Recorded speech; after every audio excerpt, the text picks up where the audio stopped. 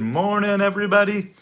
How is everybody doing this week? It is our Thursday morning hangout, kind of a chance to take a breather. I kind of take Thursday mornings off usually, so it's my opportunity to pause, reflect, prepare for the weekend. We do lots of weekend deliveries here. I also have the house to myself on Thursday mornings, which is really, really nice.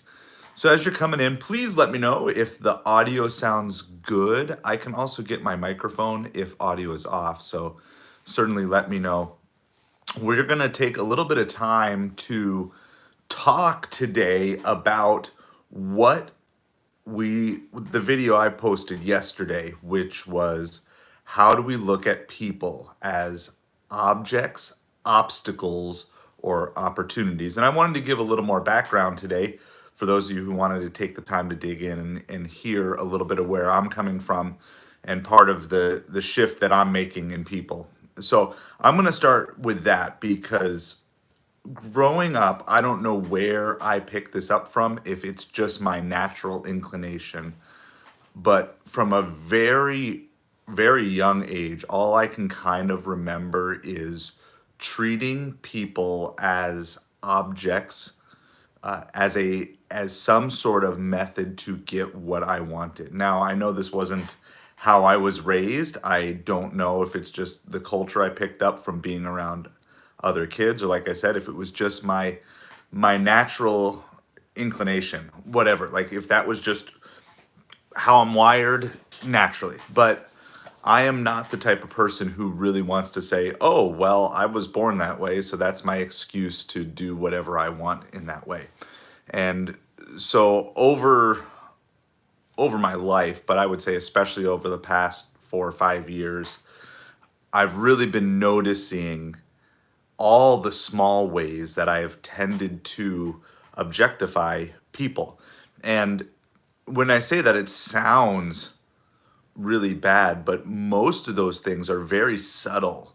They're not like I'm coming out and directly trying to use or manipulate people in a way that would even be noticed by many of them. It's just more of my mindset of I see this person, and instead of seeing them for who they are, I would tend to just start to evaluate very quickly. I would just like start running through my brain and say, how can this my relationship with this person benefit me? That was basically the starting point for the vast majority of interactions I had with people, even if they were like 10-second interactions or 30-second interactions.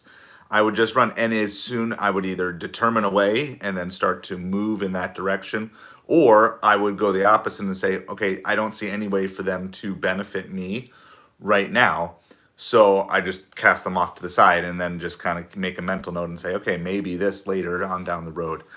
And so I, I'm kind of a recovering objectifier of people. And I'm going to be posting a video in the coming weeks about some of the transformation that I've gone through while doing these gig delivery apps, because a lot of my growth in some of these areas has really come over the past year, because you do have chunks of time to yourself, but punctuated with many frequent short interactions with other people. And that's kind of an interesting concept that a lot of times in a normal job, right? If you're like a normal 9 to 5 job, you might only see the same handful of people every single day, and you might be with them for a good portion of the day. Well, in the gig delivery app, you're by yourself, unless you're out there like working as a family or something like that, and you might see certain people.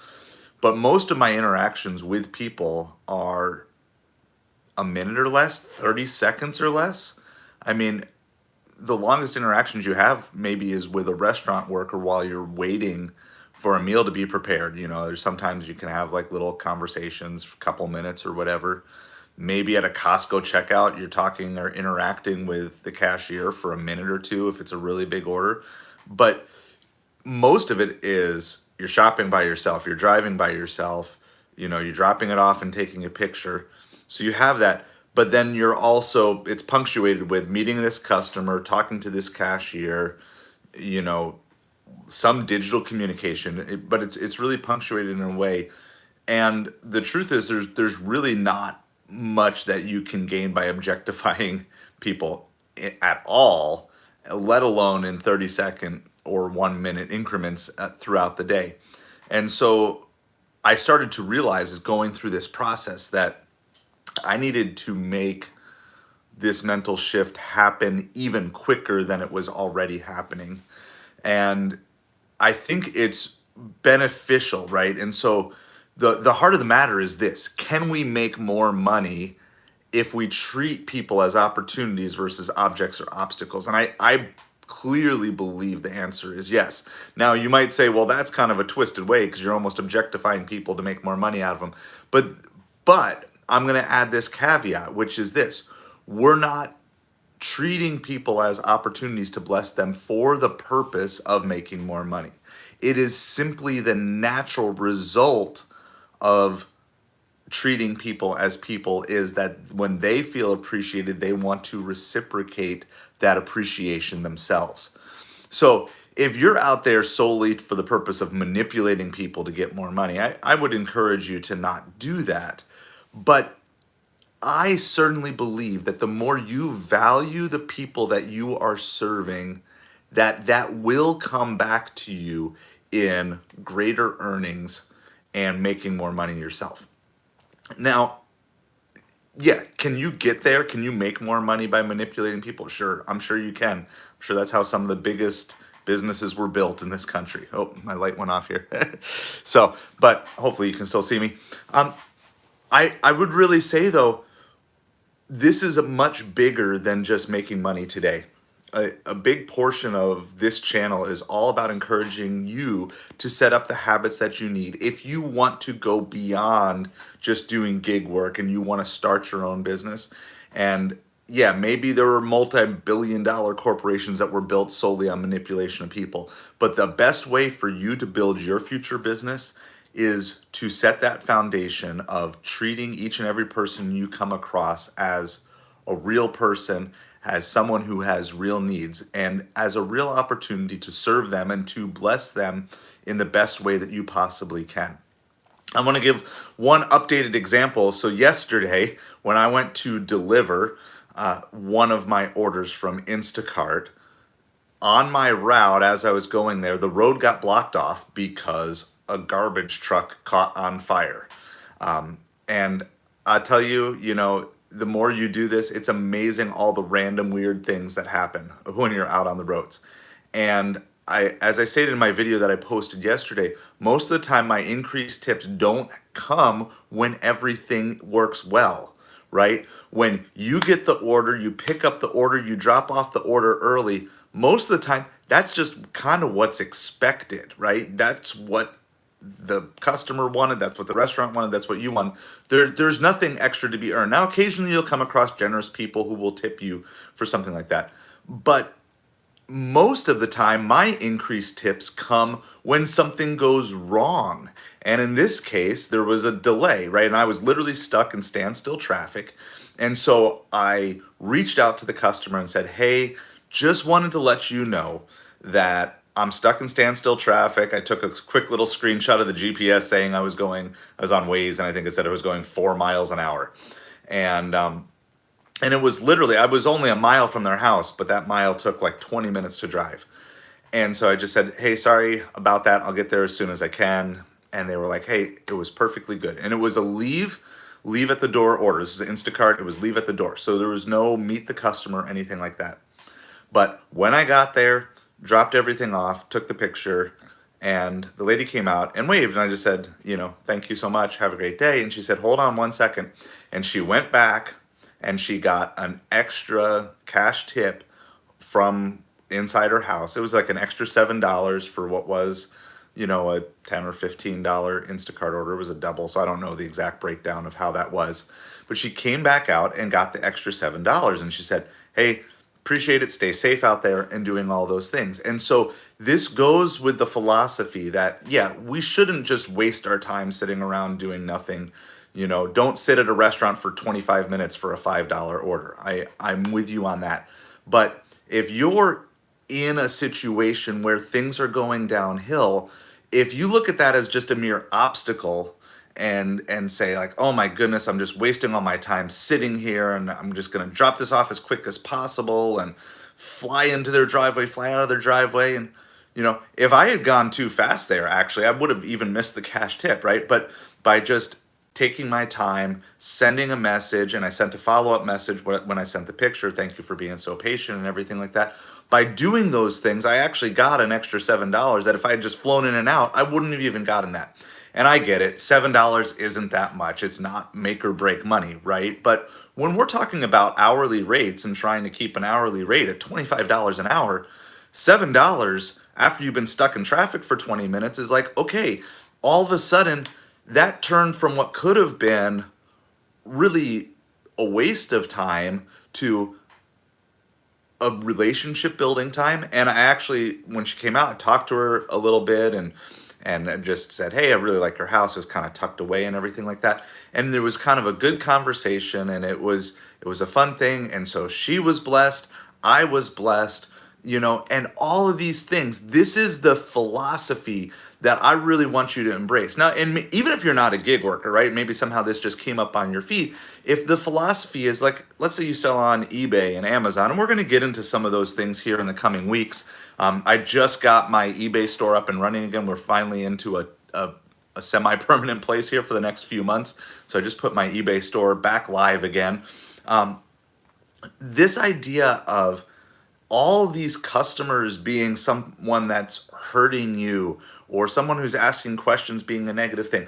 Like, look, I get it. Are there bad customers? Yes, there are. But there is so much more that we can accomplish when we see the people around us as opportunities.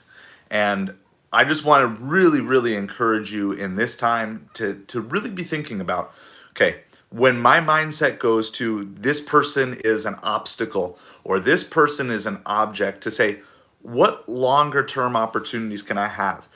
I often like to point out with Costco, one of the best ways that I've seen this is I have now quite a few workers at my local Costco. There's a bunch of Costco's in town, but there's one in our area, at least not in town, but in our area, there's one main one that I shop at.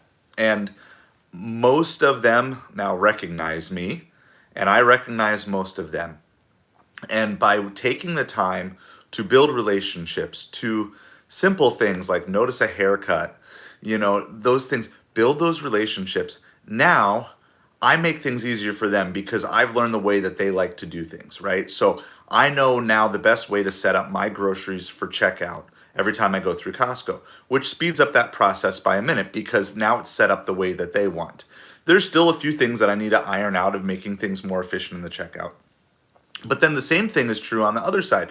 As you go out Costco, they check your receipt, right? And so there's a couple of the Costco workers now who they don't go through the whole receipt to count how many items are on my flatbed versus how many items are on the receipt because they know me, they trust me, they've built that trust in that respect, and so I can get in and out faster. And part of that comes with, they have name tags on, so you can use their names. And so you can say, hey, thank you, fill in the blank of whatever their name is. And so when you treat people as people and you realize there's this opportunity, you're blessing them, and they in turn, most of the time, over a period of time, are going to look for ways to bless you. And they're doing their job, but their job also is to get people in and out as quick as possible. And this is true with restaurant workers, right? You want to get in and out of a restaurant as quick as possible. If you come in guns blazing that you're a hindrance to me getting this order and you're tapping your foot and you're being impatient and all those different things, that's not going to work. But if you come in and say, hey, I'm just curious, like no rush, how long do you think it's going to take for this order? Like don't just tell me 5 minutes, like realistically, based on what you know, how long do you think? And they can say, no, it really is going to be 2 or 3 minutes. Or, yeah, it's probably going to be more like 10 or 15. I had a Grubhub yesterday that was an order and pay. So it's like a call over the phone. This is kind of like a thing I haven't done with any of the other apps, but I had to call over the phone to make the order. and it was, I don't know, it was 6 items or whatever, but it's from a really nice restaurant. So I called ahead and I was about 10 minutes away from it and made the order. And she said, it's going to be 20 minutes. She's like, I was like, oh, okay. She's like, well, more like 25 to 30 minutes. I said, okay, thank you so much. So because of that, and that was just a quick relationship built over the phone, I was able to go complete a double DoorDash order in that time while they're preparing the food. I went, picked up, delivered 2 DoorDash orders, got them dropped off. So instead of sitting at a restaurant for 20 minutes waiting for them to make the food, I was able to be productive in that time, make an extra, I think it turned out to be, they were like $8, $7 orders, so make an extra $15 for the 2 orders there. Then when I got there, they were just finishing packing up the order. And of course, I forwarded that information to the customer ahead of time to say, because just to be safe, they said, 30 minutes. I said, well, to the customer, probably 30 to 40 minutes because you just never know for sure, especially this is the first time I had interacted with that restaurant. So the customer had the expectation of knowing exactly when to be prepared for their order to come, not setting something like, hey, I'm going to be there in 5 minutes when I know the order's not going to be ready for a half an hour. The restaurant gave me a clear answer of when the order was going to be ready, and they were basically right at a half an hour. They were on time. So I was able to get more things done. And so you see, in this gig economy, and really in the broader economy of starting your own business or expanding your side hustles or whatever, it is to your benefit to value other people, to work with them, to collaborate with them instead of fighting against them. And so that's really what the video yesterday was all about. And I wanted to share a little bit more of my heart. So, but comment down below, whether you're watching this live or you're watching this on replay. I really would love to hear kind of what your thought process is on this. Where do you incline? Do you just incline? I think some people probably incline towards the opportunities to the other extreme, where they get in trouble almost for over trusting people. That is not my issue whatsoever, but maybe that's you. Maybe you tend to trust everyone, and go beyond, and then sometimes you get hurt that way. I've done that. I've experienced that some. So now I'm kind of tend to be the other skeptical side of things naturally. But do you see opportunities in this gig economy to bless other people, to find other people? And I'm not going to rehash, but I gave a couple other examples in that video. I'll throw a link down below to that video from yesterday if you want to go see it, because I think that gives maybe a little more foundational, just practical than what we're talking about here today. But I wanted to just talk about kind of my heart philosophy in that. Do you tend to see people as objects that, in your life, you've just kind of used them and you've stepped on people and you've kind of realized that? Do you tend to see people as obstacles? They get in your way, right? So one is like, I'm going to use them and get what I can out of them. Or the other is, they're not going fast enough for me. They just push them out of the way. So you either push them down or push them out of the way, right? Push them down is the object. Push them out of the way is the obstacle. Embrace, right? Embracing is the opportunity. So I want to challenge you as you go out today, whether you're in gig work or not, to really look for ways that you can embrace opportunities to bless other people. And I understand we are working jobs for money. I'm not putting that aside in the slightest. But I think we can be more than about money. Okay, money is what we need to fund our mission of whatever we're living for in life, right? We need money to fund our mission. And your mission might be to provide for your family. Your mission might be to get yourself out of debt. Your mission might be, hey, I'm just trying to pay for my car. I'm using DoorDash to pay for my car, Instacart or Grubhub or Uber Eats, whatever it is, right? So you need money to fund the mission. But I want to challenge you to say there's got to be a mission bigger than money in your life. I really want to encourage you to dig in, find out what that mission is, and how can you start practicing it on a small scale. That you don't have to wait till you're a multi-million-dollar business to start treating people well. And in fact, I think your path to your multi-million-dollar business is to start treating people well today. And treat these people, and these are lots of short, small interactions like we talked about, where you have opportunity to do this. This is not a sponsored video, but I did want to mention, I just posted a short right before we went live that this video is brought to you today by coffee, and specifically the Breville Barista espresso machine. That is my machine of choice. I would show you my coffee, but I already drank it all. So let me know what you drank today, and I would love to hear from you. What can you do? What are ways that you can be embracing people as opportunities this week in gig work, in your own life, in your business world, in your volunteer world? How can we move on from just seeing people merely as objects or obstacles and really opportunities of people to bless? Thank you so much for tuning in. I will talk to you all soon.